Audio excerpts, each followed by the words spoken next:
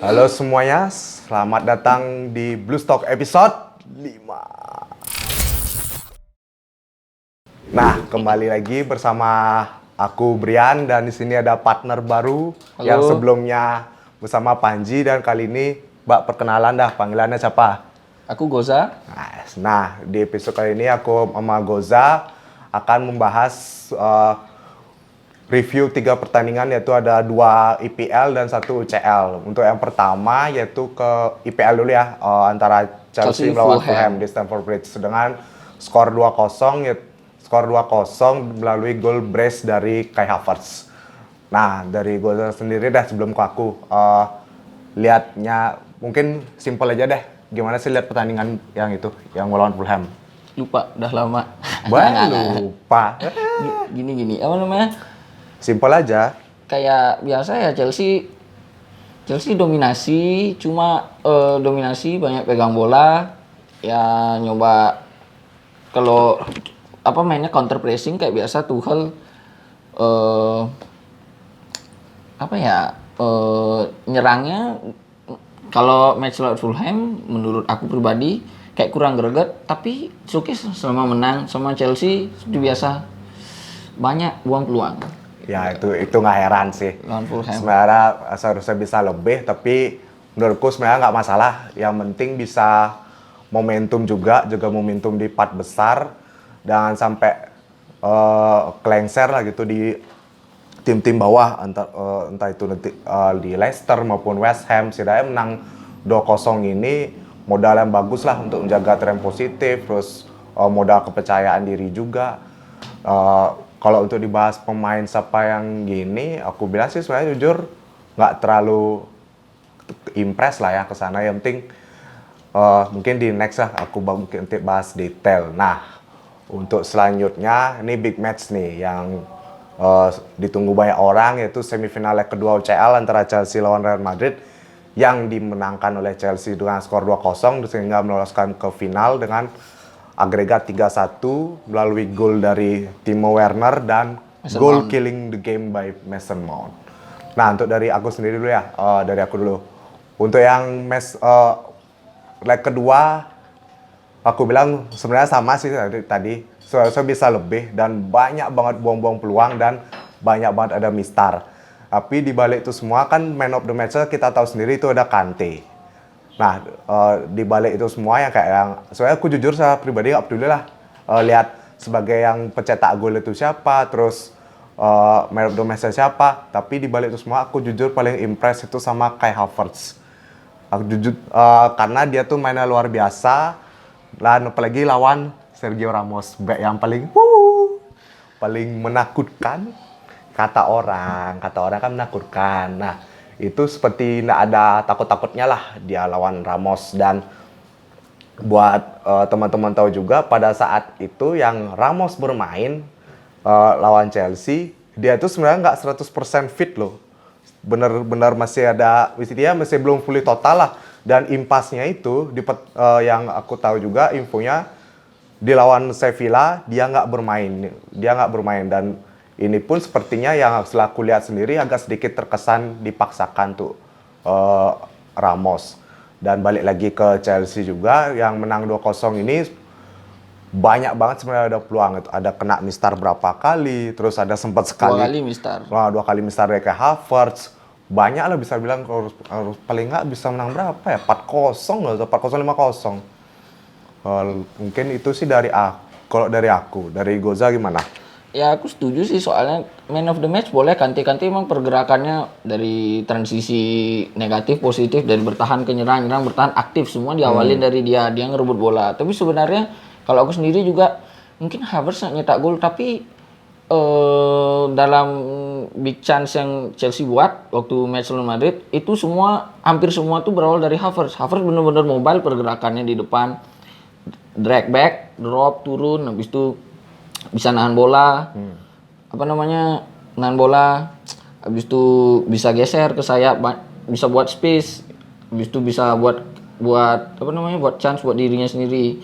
Terlepas dari dia dapat 3 peluang besar, ketiga-tiganya nggak masuk ya, 2 kena Courtois, satu heading kena mistar sama satu sebelum gol Werner yang dicip bolanya kena mistar. Ya, benar. Habis itu apa namanya? Madrid juga waktu lawan Chelsea mainnya ngegas banget. Ya benar, ini yang aku takutin juga, ngegas dari awal. Madrid mainnya ngegas banget. Aku sendiri takut ya nontonnya, apalagi Madrid banyak pegang bola, punya Modric sana Modric jadi motor serangan kan kayak aku ngeliat di awal-awal Modric nggak ada yang megang, nggak ada yang marking itu. Benzema dapat shot dari luar kotak penalti itu ke pojok, beruntung Mendy sigap kan. Dari situ mulai takut, tapi pas lihat gol Werner, oh ini bisa gitu loh saya.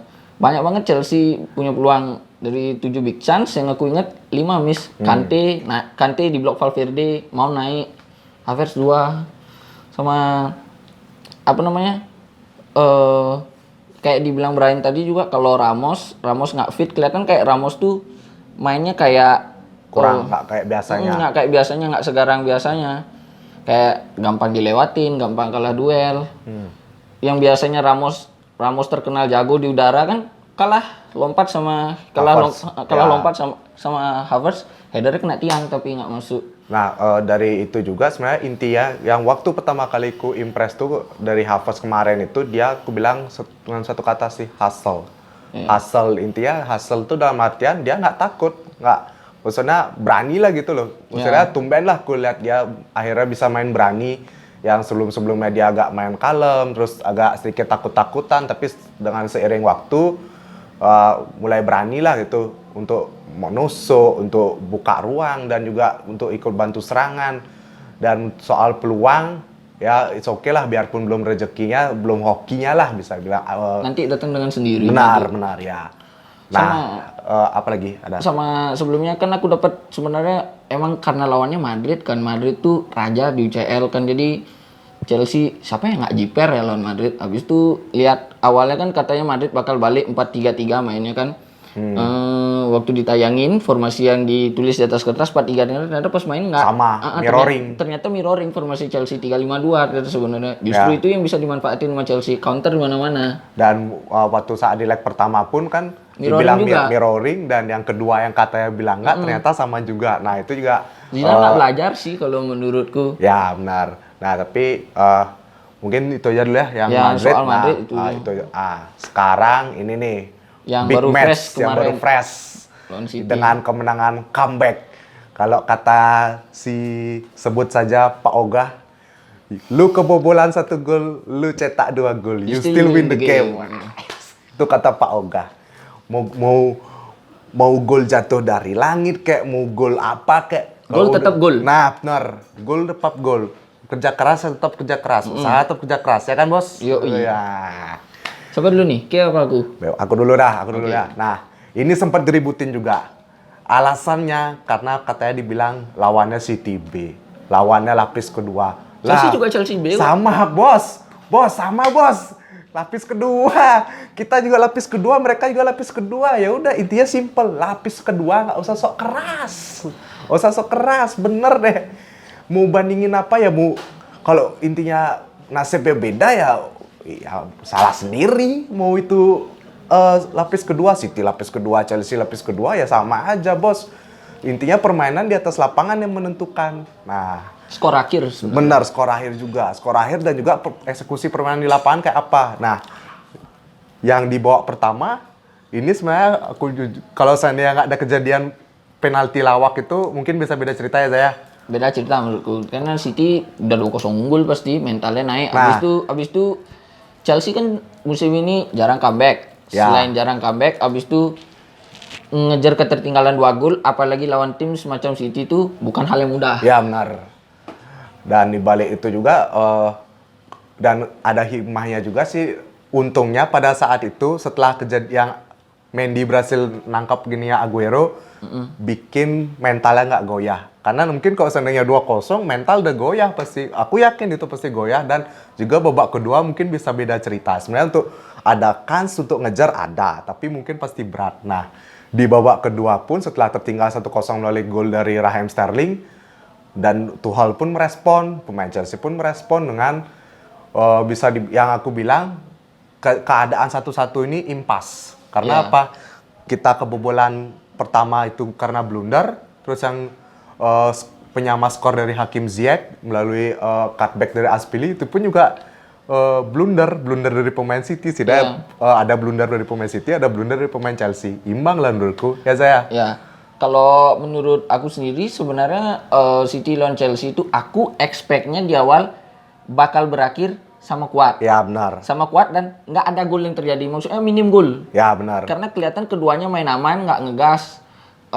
Karena Chelsea habis pertandingan hidup mati lawan Madrid, Ya. nanti mau hidup mati lagi. Nah, lawan intinya Leicester. berat banget. Lawan Leicester, lawan FA. Buktinya Pep eksperimen. Ya. Pep eksperimen, Tuchel eksperimen. Ya benar. Tuchel mainin Gilmour. Pep mainin banyak yang katanya tim B-nya Nah. City.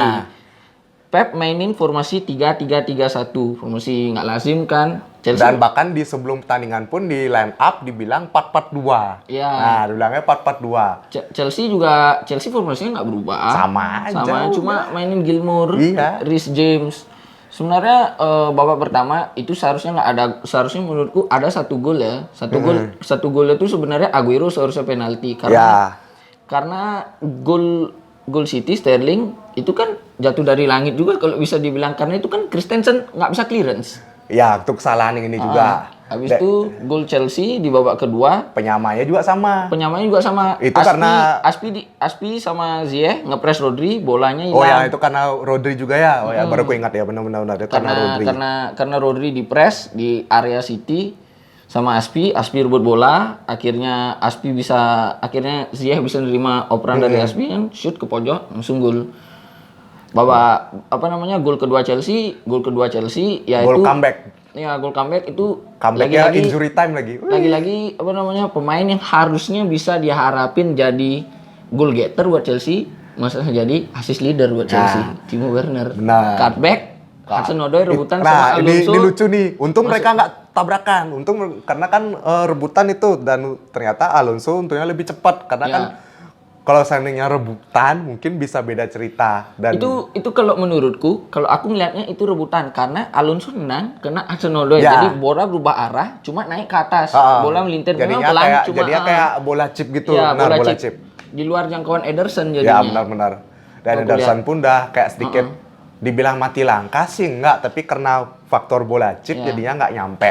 Menurutku miss penalti Aguero di sini benar-benar krusial. Bukan kalau aku melihatnya bukan mental Chelsea goyah ya kalau seumpamanya Aguero itu gol, tapi kayak lawan tim seperti City, pelatih hebat kan, Pep, kita semua tahu Pep. Habis itu pemainnya hebat juga City, mau tim B kayak dibilang tetap hebat. Cuma ya namanya ketertinggalan lawan 2 gol, apalagi lawan City ya berat. Orang lawan Southampton aja ketinggalan 2 gol susah kok ngejar. Ya, nah itu makanya susah. Ya, Tapi Chelsea di sini nunjukin mentalitas yang kuat. Punya mentalitas kuat, punya identitas permainan. Benar. Punya identitas jelas, terus semua saling ngerangkul, semua kompak. Dan Fighting mainnya, punya benar, spirit. setidaknya punya fighting spirit. Setidaknya kalau lagi ketinggalan nggak down. Dan aku lihat juga Tuchel kayaknya juga udah buat rule untuk masing-masing pemain, buat setiap individu. Jadi kayak meskipun pemainnya ini nggak masuk squad inti Chelsea, tapi dia punya role sendiri. Jadi pas mereka diturunin, mereka udah siap dengan role yang diberikan. Intinya siapapun yang dimainin setidaknya harus siap, jangan sampai enggak. Ya. Nah, Terbukti Ziyech jarang main, sekalinya main adalah kesempatan, adalah kontribusi. momen. 1 gol kemarin lawan City, lawan FA Cup 1 gol juga lawan City lagi. Sama, ya benar. Dan terus kembali lagi sih sebenarnya setelah yang aku lihat juga bisa cetak lebih, tapi sayang banyak offside lagi. Terus berapa offside lupa aku. Ya nggak peduli lah berapa offside nanti Werner sering main. Sama yang aku benar-benar impress dari Tuchel nih, gimana ya? Awalnya sebelum sama Tuchel, Chelsea kayak nggak bisa main potensi Jorginho. Kemarin Jorginho cadangan kan? Cadangan, gantian sama Kante.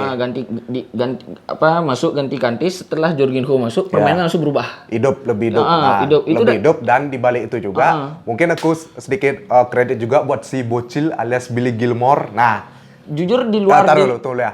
Gue potong. Gilmour babak pertama dia seperti kayak lawan Fulham, bingung mau ngapain karena kayak lini tengah tuh dia nggak kelihatan. Nah, tapi setelah babak kedua mungkin lebih mendingan dan ditambah lagi dengan Jorginho, jadinya permainan Gilmour ini jauh lebih hidup, lebih enak dilihat.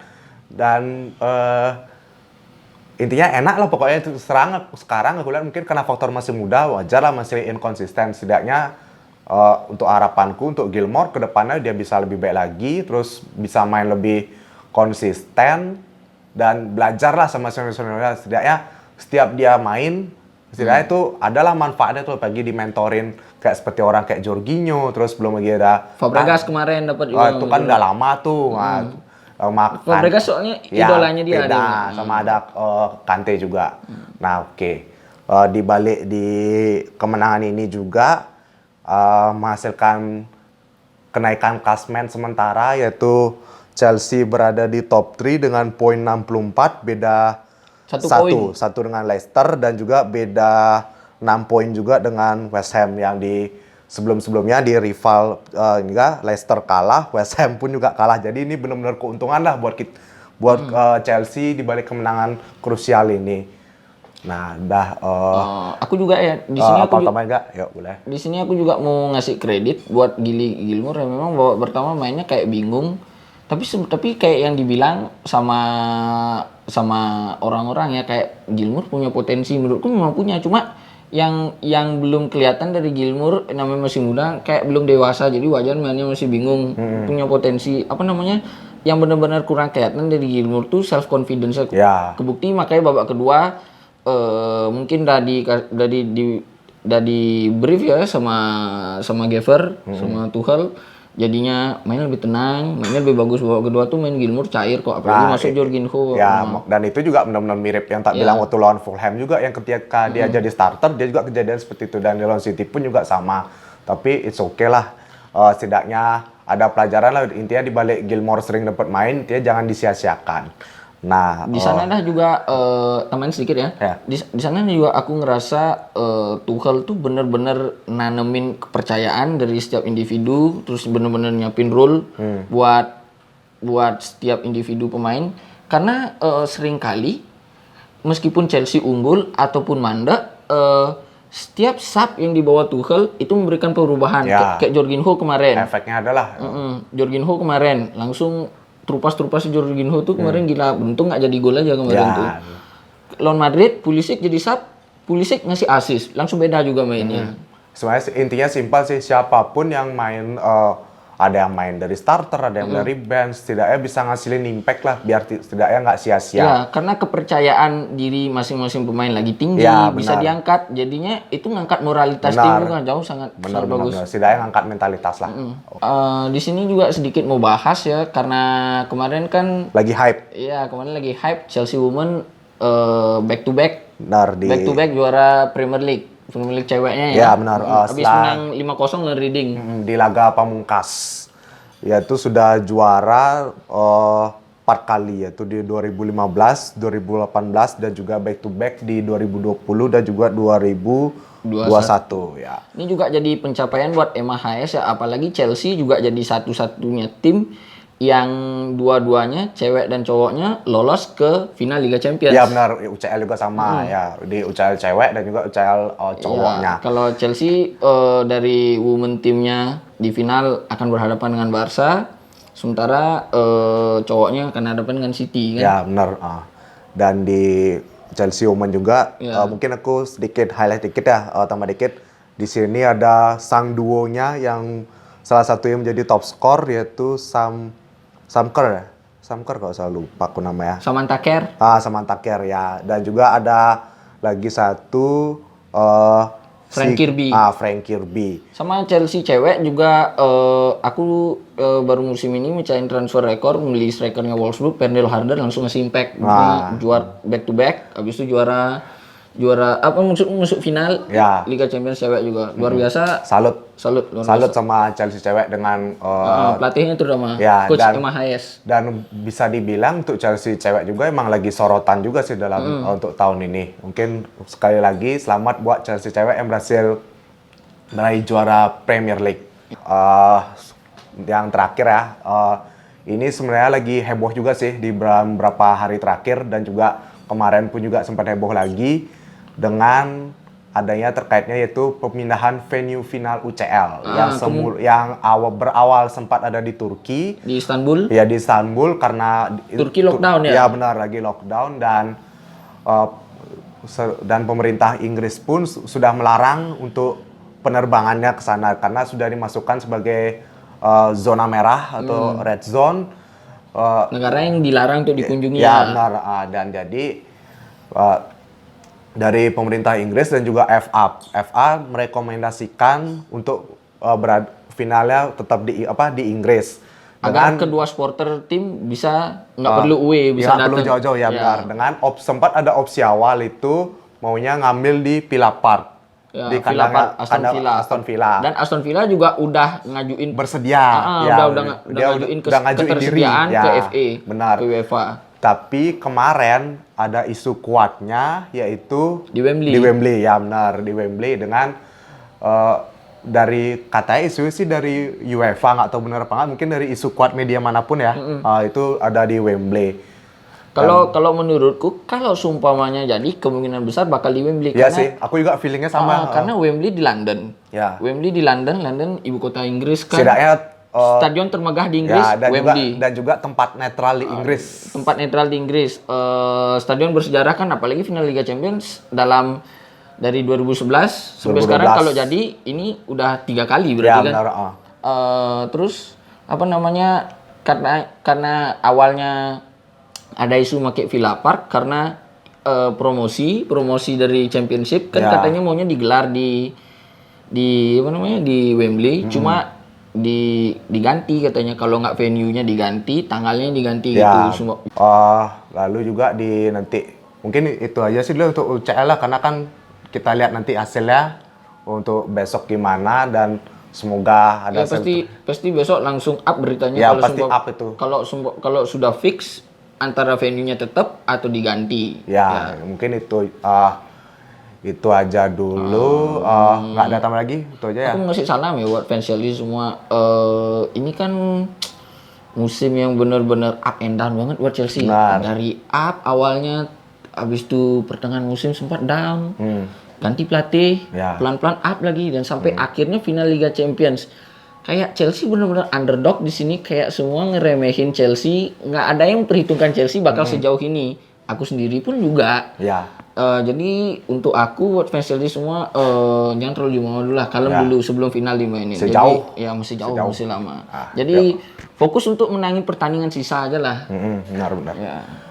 Oke. Yang karena penting tetap optimis boleh, Ya, tapi benar. jangan jumawa karena Benar. peluang selalu ada kok. Tetap kalem. Ya. Keep the blue flag Flying flying high pokoknya. Oke, itu aja dulu karena udah banyak lah kita bahas di sini. Terima kasih semuanya pada teman-teman yang udah nonton dan juga udah menikmati celotehan kita. Nggak tahu dan lu nikmatin apa kagak ya. Pokoknya tetap. Yang penting di sini kita ngerasa happy ya, udah bisa sharing ya. Nah, nanti kita Udah bisa sharing ya. tipis-tipis lah itu.